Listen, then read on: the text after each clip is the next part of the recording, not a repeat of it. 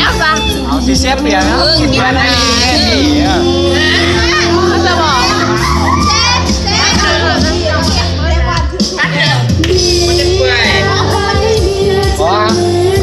รี้ยวปานให้ดีเ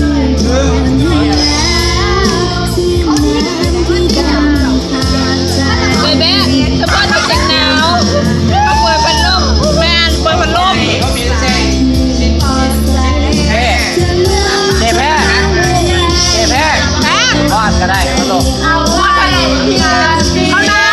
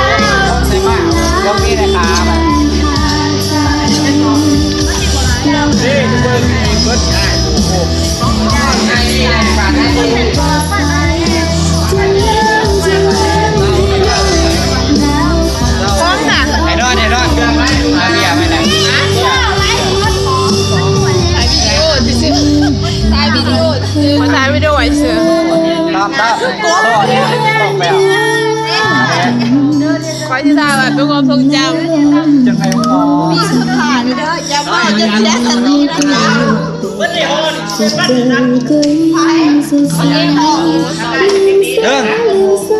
แกนบางวันมีแกนบางวันมันจะยินตัวลายใช้มันถึงเสยแต่กูเห็นจะเป็นสาวเซียเบียแต่หนาวบ่หายงามแล้วใส่ปุ่นกับเพี้ยวเลยไอ้สเปกก็สิ้นบอกเคยว่าขอตัวพาไปหรอขอพี่เจอก็เป็นอย่างวันนี้แม่ขอชาร์จวิดีโอไว้ทอทีมเลยขอเสียลง YouTube